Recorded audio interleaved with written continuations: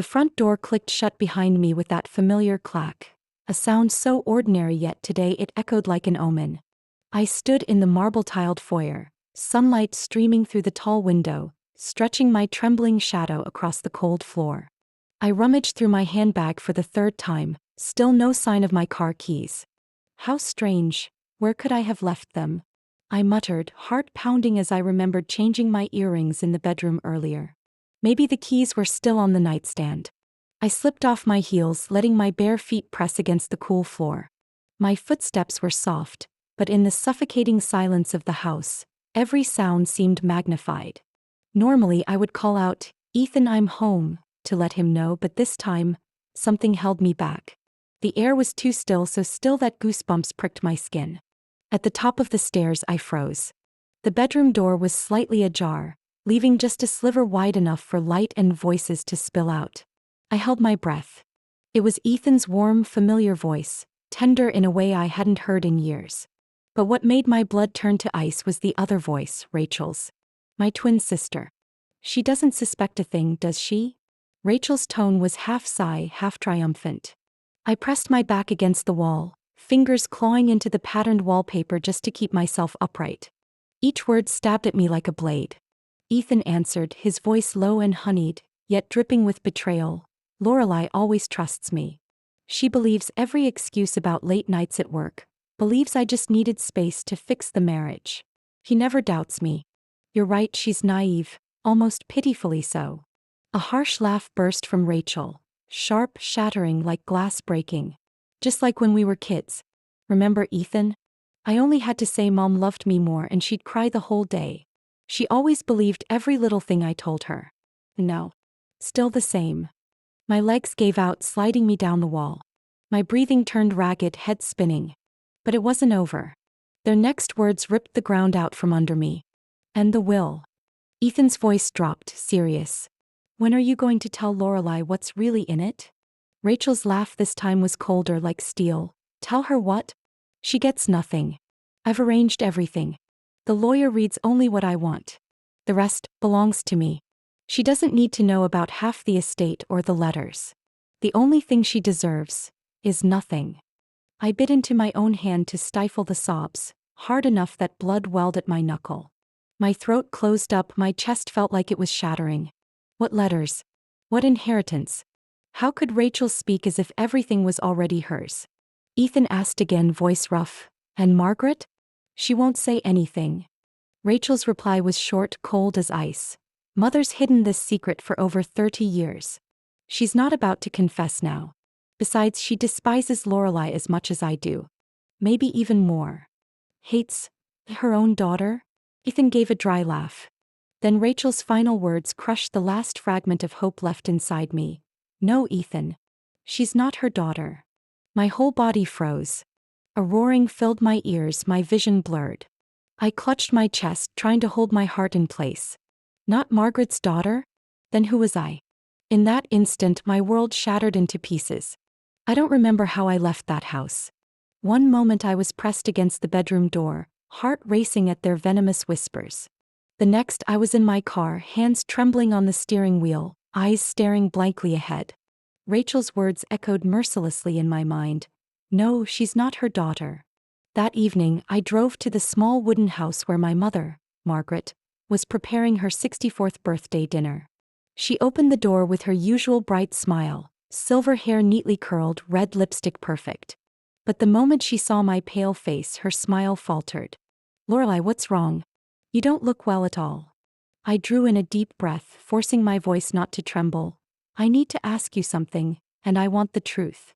We sat across from each other in the kitchen.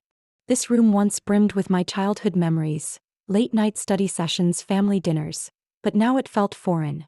Margaret turned her coffee cup slowly in her hands, her fingers faintly shaking. "Mom, am I really your biological daughter?" The coffee cup slipped from her hand, shattering on the floor. Dark liquid spread out like a stain that could never be erased. Margaret froze for a few seconds, then slowly sat down, her aging eyes suddenly drained of life. "What have you heard?" she asked softly, her voice heavy. I bit my lip, each word cutting like a blade. "I heard Rachel say, 'I'm not your daughter.' Is that true?" Margaret closed her eyes. When she opened them again, the usual mask was gone. Only weariness remained and a deep sorrow. It's true, you're not my biological child. You're the daughter of Eleanor, the first wife of your father, Richard. I felt as though my entire body was falling into a void. Eleanor. That name existed only in a handful of faded old photographs Margaret rarely let me see. She was Richard's first wife. A gentle, beautiful, fragile woman. She died in an accident when you were just 6 months old. Your father was broken. And Margaret swallowed hard, her voice cracking. I was only his secretary then, but I had already been by his side. The room spun around me. I gripped the edge of the table just to keep from collapsing. So, father betrayed Eleanor. And you were his mistress. Margaret nodded slightly, her eyes rimmed red. Yes. But after Eleanor passed, someone had to care for you. Your father couldn't do it alone. I stepped in, replaced her, and raised you as if you were mine. Raised me? Or hid me? My voice burst out, sharper than I intended. Rachel is your real daughter, isn't she? Margaret stayed silent. That silence was the answer. Rachel was born a year and a half after you. To avoid scandal, we told everyone you were twins. People found it easier to believe that. And you grew up never knowing the truth. I gave a bitter laugh, dry and hollow in the familiar kitchen. So my whole life was just a performance. A role you wrote to cover your sins. Margaret buried her face in her hands. I was wrong, Lorelai. But I loved you in my own way. You've always been strong, independent. Rachel is different. Fragile, easily broken. I was terrified that if she didn't have a secure future, she would collapse. I locked eyes with her. So you and the lawyer hid the real will? Father left me half of everything, but you made it all Rachel's. Margaret's hands shook harder.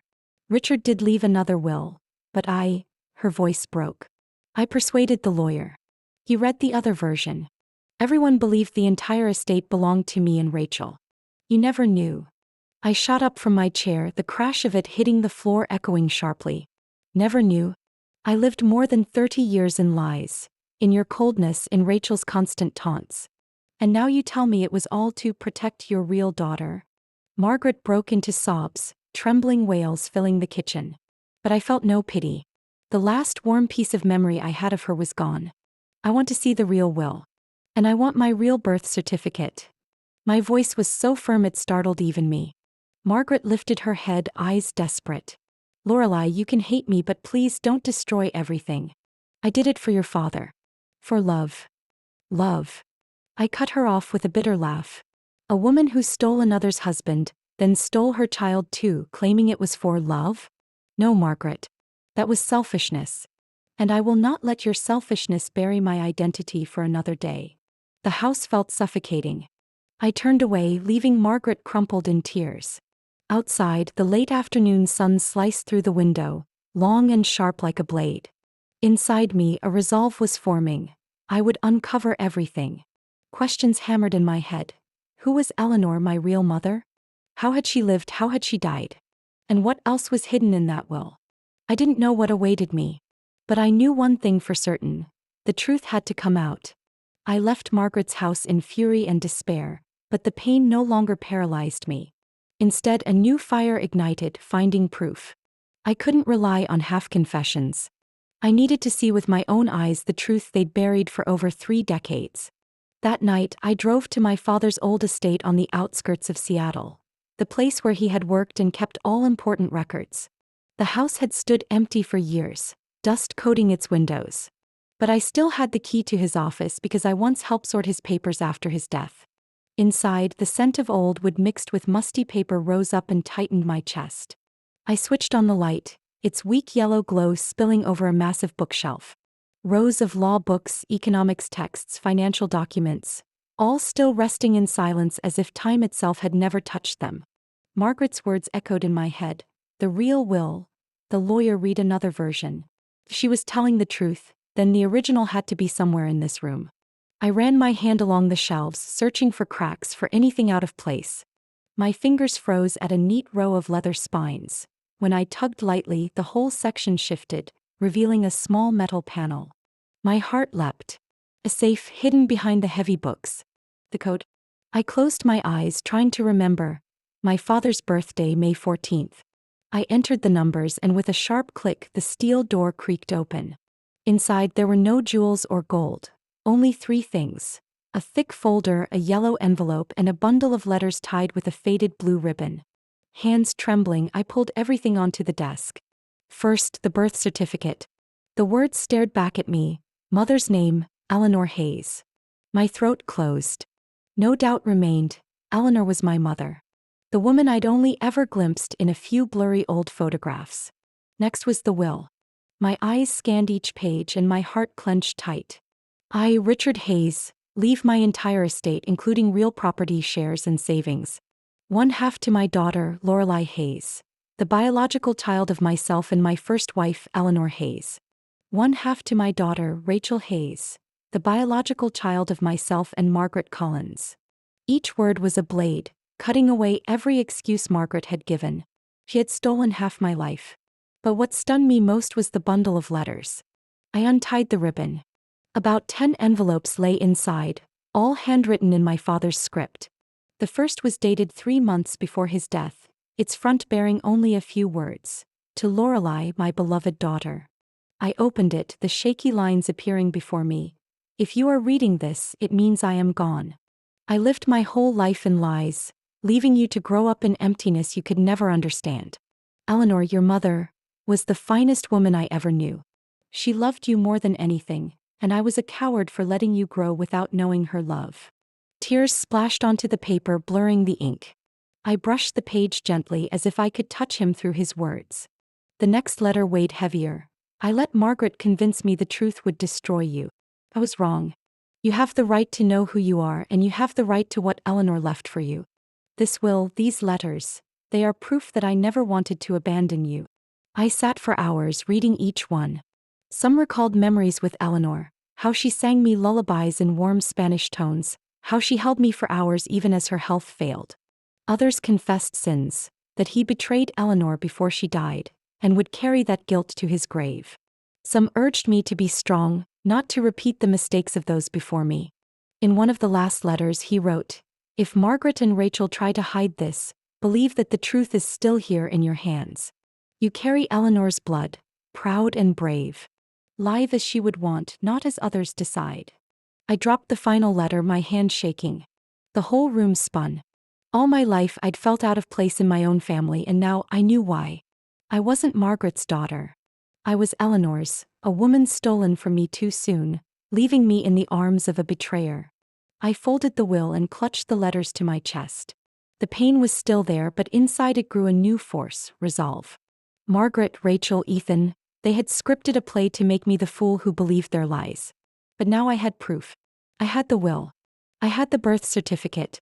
I had my father's words written with all his regret. And I swore, with everything left in me, that I would use them to rip their lies apart. I sat in my father's office until midnight, the will, the birth certificate, and those shaky letters spread out before me. Each word cut deep, yet lit a fire in my chest. Now I knew the truth, and I also understood why Ethan and Rachel had grown so suspiciously close. They knew. They had known about the inheritance all along. It explained everything. The distance in my marriage, the nights Ethan claimed he had to stay late at the office, the sudden business trips, and the cold looks Rachel always gave me. This was not just betrayal in love. It was a calculated plan to strip me of everything that was mine. I drew a deep breath. If I went to court with only the will and papers, I could win a civil case. But that wasn't enough. I wanted them to admit it. I wanted to hear their crimes from their own mouths. And I wanted to keep every word as evidence that could never be denied. The next day I returned to the house Ethan and I had shared for 5 years. He was sitting in the living room, phone pressed to his ear, voice tense. The moment he saw me walk in, he hung up quickly and forced a smile. "Where were you all night?" I was worried. I hid the folder behind my back and pretended to be exhausted. "I needed time to think. I don't want to fight anymore, Ethan. I just want to try again." He froze, suspicion flickering in his eyes, then softened. Ethan always believed I was easy to forgive, easy to bend. And this time I would let him believe it. That afternoon I called Rachel. "Sister, come over tonight. I want the 3 of us to sit down and talk. I'm tired of the fighting." Rachel was silent for a moment, then agreed. I heard triumph in her voice, as if convinced I had accepted defeat. Before they arrived, I asked my best friend, Carmen, to bring me a small recorder I could hide behind the picture frame on the shelf. I explained my plan briefly and she squeezed my hand tight. Lorelai, be careful. Don't let them catch on. At 7 p.m. both Ethan and Rachel walked in. Seeing them side by side, I had to steel myself not to tremble. Rachel looked smug, her red lips curved into a mocking smile. Ethan tried to look caring, resting a hand on my shoulder like a model husband. We sat around the dining table. I poured wine, keeping my voice gentle. I know the past weeks have been chaotic, but I think family shouldn't keep fighting. Maybe we can be honest with each other. Ethan took my hand. I want that too. I just want you to trust me. I feigned a sigh, then turned to Rachel. Maybe I need to accept that father favored you. The inheritance, his attention. I don't want to fight for it anymore. I just want to understand why things turned out this way. Rachel smirked. So you finally get it. You were never chosen. From the start, everything belonged to my mother and me. You were just the outsider. Ethan shot her a warning look, but she brushed him off. Stop pretending. He already knows. Lorelai, why do you think Ethan stayed by your side all these years? He figured out long ago, you never had any claim in this family. I looked at Ethan, my voice trembling but restrained. Is that true, Ethan? Did you marry me for love? Or because you thought I had nothing to lose?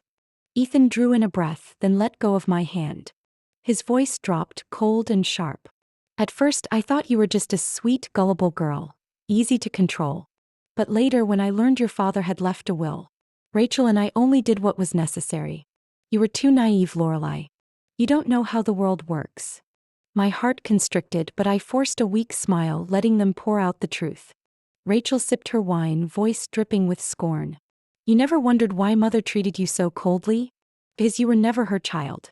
You were just Eleanor's living reminder, the woman she hated with all her soul. So when the will showed up, mother and I had to act. And Ethan, he was smart enough to stand on the right side. I sat still, but in my mind, every word was being captured by the recorder. Each confession was the weapon I had waited for. By the end of dinner, I rose and looked them both in the eyes. Thank you. Tonight I've heard enough. And I think it's time I take back what belongs to me. Ethan frowned. What are you talking about? I smiled, walked over to the shelf and lifted the picture frame, revealing the tiny red recorder blinking. Both of them froze. Rachel's face went pale. Ethan shot to his feet in shock. I've recorded everything. Your confessions, about the will, the betrayal. All of it. My voice was steady, each word striking like a hammer. Rachel shrieked, You dare? Yes. And tomorrow this recording goes straight to my lawyer and the court. This game is over. Ethan lunged forward, trying to grab my arm, but I yanked free. Don't touch me. You lost that right long ago. The room fell silent, broken only by the recorder's light going dark as I pressed stop. In that moment I knew, the road ahead would be filled with battles, but I was no longer helpless. I had evidence. I had the truth. And I had the resolve to drag them into the light. After that dramatic dinner, I left the house with the recorder tucked safely in my bag. Outside, Seattle's rain drizzled steadily, droplets clinging thick on the windshield like the pounding rhythm of my heart. I knew I had won an important round, but deep inside I felt something was still hidden. My father's letters haunted me, especially the lines about Eleanor, my real mother. I remembered the old trunk in the attic, the one Margaret had always forbidden me to touch. That night I returned to her house. Margaret wasn't there. The emptiness gave me courage. I rummaged through dusty boxes until I found the heavy wooden chest, locked with a rusted brass latch. With some effort I broke it open. The lid creaked back, releasing the sharp scent of old wood and moldy paper. Inside wasn't just a few family photos as I once imagined. It was a trove of truth. Bundles of documents, faded photographs, and a neat stack of papers in Eleanor's handwriting. I pulled out the first file, an insurance investigation report from 1992, the year Eleanor died. Reading under the glow of my phone flashlight, my blood ran cold. Cause of death, automobile accident. Irregularity noted. Brake system tampered with mechanically. I shook, nearly dropping the file. Eleanor hadn't died from illness as I'd been told. She died in a crash, with cut breaks. Next came handwritten pages, likely Eleanor's diary. One passage made my knees weaken. Richard has changed. He's distant, quick to anger. I found proof he's seeing Margaret, his secretary. I confronted him, and for the first time I saw something terrifying in his eyes. I fear for myself and for Lorelei. If anything happens, I want her to know I loved her with all my heart. I gripped the page, tears spilling hot and fast. All my life I'd believed Eleanor had died from sickness. A cold lie hiding the horrific truth. My father, Richard, had wanted to erase his first wife to protect his pride and conceal his affair. I also found a letter addressed to Eleanor's younger sister in Texas. Written just 2 days before her death, it read, "I spoke to a lawyer about divorce. I cannot live with a man who betrays me. I want to take Lorelei away, give her a new life. But Richard knows. He keeps asking about my insurance policy and what would happen if I were gone. I am afraid." The paper slipped from my hands, my whole body trembling. For the first time I realized I had grown up inside a family built on blood and lies. The next morning I carried everything to the lawyer Carmen had recommended, then went straight to the police. The detective assigned was Maria Sanchez, around 40, sharp eyes and a calm voice. She read every page, sitting in silence for a long time. "Lorelei, what you've brought, it could change everything. This isn't just fraud over a will. This is a murder covered up." "But it's been 30 years. My voice shook. Maria met my gaze. "There's no statute of limitations on murder. If there's evidence, we reopen the case." Weeks later, the police exhumed Eleanor's body from the small cemetery outside Tacoma. I stood at a distance, my chest tightening as her coffin was lifted from the ground. I trembled, but beneath the fear was a strange release. At last my mother would have justice. The forensic report was both devastating and enraging. Eleanor's brakes had been cut with a sharp tool. Her crash had not been an accident. It was murder. The police announced Richard Hayes, my father, as the prime suspect. Though he had been dead for years, the file now bore the truth. Eleanor hadn't died of illness but had been killed. Margaret was listed as a likely accomplice who knew but kept silent. When I received the report, I sat alone in a park watching autumn leaves scatter across the grass. I thought of Eleanor, a woman who had fought for love and her child, silenced by a staged accident. I thought of Margaret, the accomplice who raised me not out of love but out of guilt and greed. And I thought of Rachel and Ethan, who carried on the same deceit and betrayal to steal what was mine. The pain was crushing, yet for the first time I felt a surge of strength. I would bring everything into the light. Not just to reclaim what was mine, but to restore justice to Eleanor, the mother I never remembered holding but whose blood ran forever in my veins. News of the reopened case spread quickly. A press conference confirmed that the accident in 1992 had in fact been a planned murder. My father's name, Richard Hayes, was listed in records not as a respected businessman but as a killer. But it didn't end there. Police also declared Margaret, my adoptive mother, a suspected accomplice. She had known the truth, yet chose silence, spinning a story of illness and raising me with lies to keep the estate intact. One crisp autumn morning, I stood at the window of my rented Seattle apartment, watching police cars turn into Margaret Street. She was led out in handcuffs, her face a mix of shock and exhaustion. Neighbors whispered, but I felt only a quiet relief. The wheel of justice had finally turned her way. Ethan and Rachel didn't escape either. The recording I gave my lawyer was submitted as evidence. Their own confessions, their mocking words, echoed clearly in the courtroom, leaving them both pale. The verdict: fraud, forgery, and embezzlement. Ethan was sentenced to 5 years in prison, Rachel to 7, since her role in forging the will was greater. I sat in the courtroom watching them led away in gray prison uniforms, and my heart swelled with a strange feeling. Not gloating joy, liberation. I was no longer the naive fool led by lies. Margaret was different. After she was imprisoned, her health declined quickly. I heard she suffered a heart attack one cold morning in her cell and did not survive. The news hit me like a blow. I didn't cry. I just sat for a long time thinking of the years she had both raised me and destroyed me with silence and deceit. Her death closed a cycle of tragedy and left a hollow ache inside me. After the criminal trials came the civil case. My lawyer presented all the evidence. The original will, my birth certificate, Margaret and Rachel's admissions, and Ethan's involvement. The judge didn't take long to decide. The inheritance had been stolen illegally. The court ordered restitution of more than $400,000, including the original inheritance plus interest and penalties. Rachel's house was sold, Margaret's accounts were frozen, and even the funds Ethan had hidden were seized. When the final number was announced, I held my breath. It wasn't just money, it was proof that the truth had been restored. The day I signed the papers to reclaim it, I looked at the check in my hand and trembled. For years I had lived under my foster mother's scorn, my husband's betrayal, my sister's sneers. Now justice had spoken. I had regained not only money but dignity and truth. And yet the victory was not entirely sweet. My heart still carried wounds. Margaret had died with apologies unfinished. Rachel and Ethan were in prison, but the emptiness they left in my memories wouldn't vanish. And my father, the man who once held me, taught me to walk, would forever be remembered as a murderer. That evening after the sentencing, I sat in my apartment, spreading my father's letters before me. I read again and again his words, "You carry Eleanor's blood. Live proud and brave." For the first time I realized true victory wasn't money, but that I was no longer led astray. I had stepped into the light myself. Carmen arrived with a bottle of wine. She sat beside me silent for a while, then smiled. "Lorelei, you finally reclaimed everything. Not just the money. The truth." I looked out the window. The rain had stopped, the sky glowing with moonlight. For the first time in years I felt peace. I knew challenges still waited, but I was strong enough now to face them.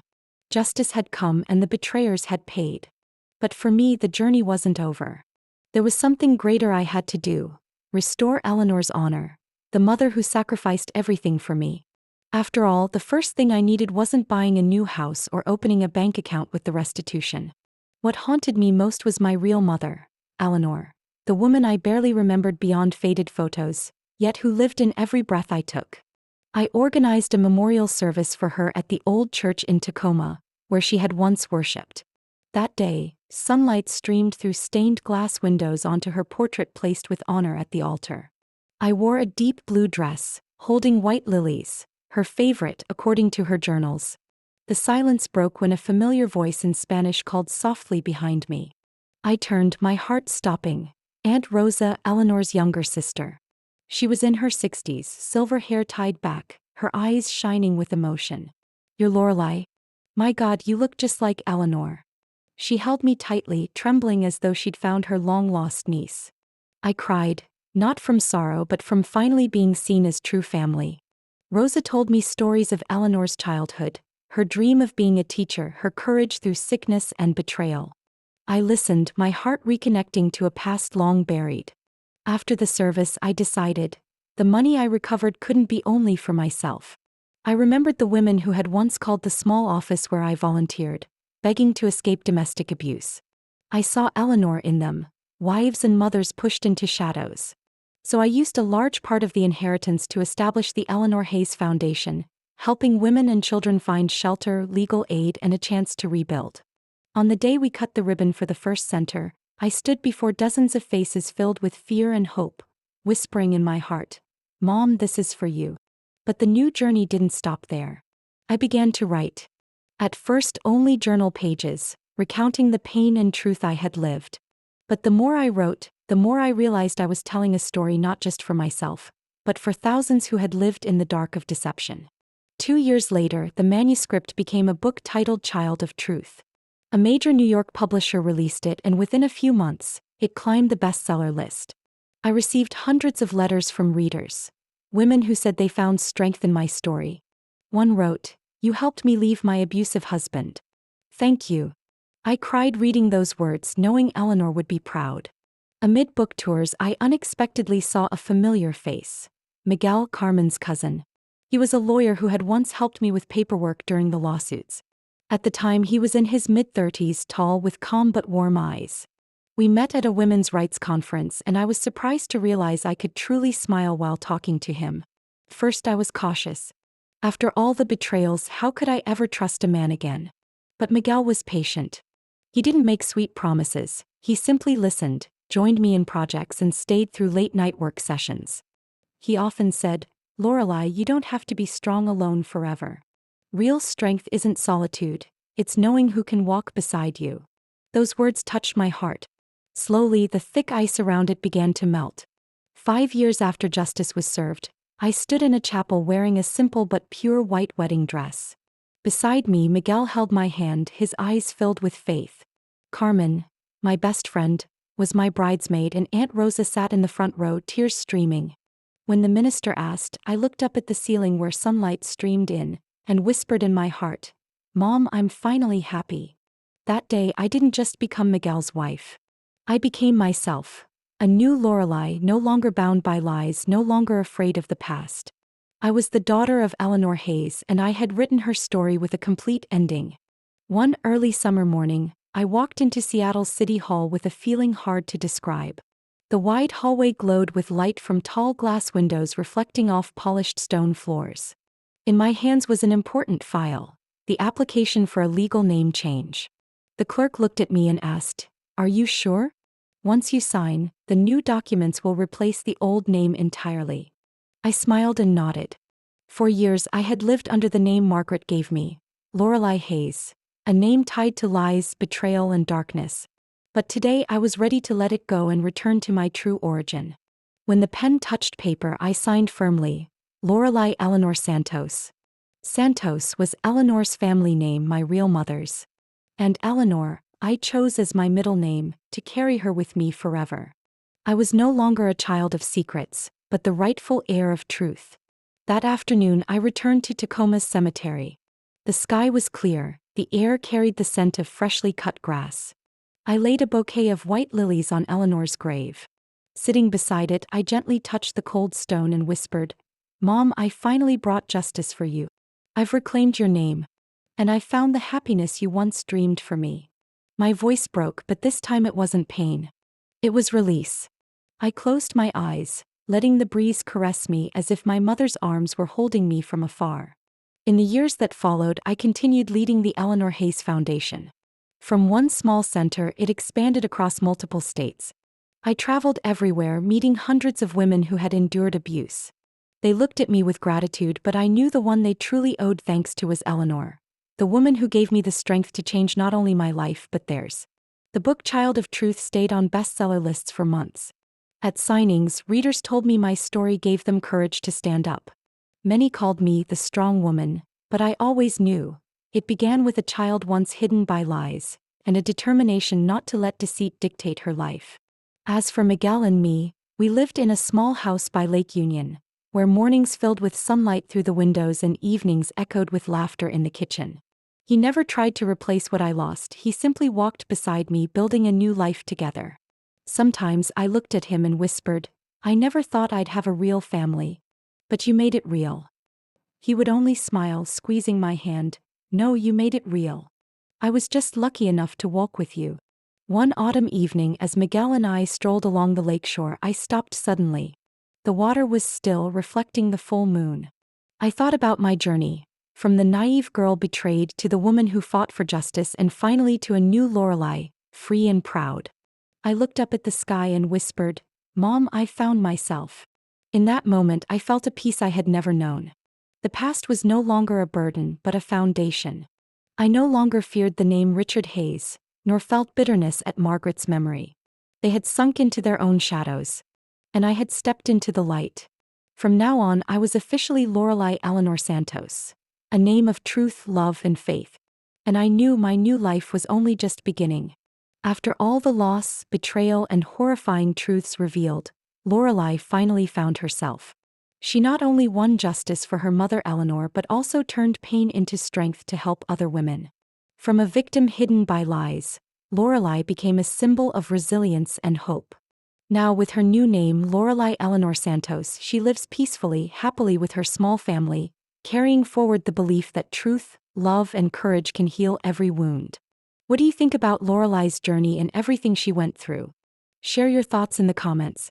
And don't forget to follow the channel for more moving stories and powerful lessons about family in the next videos.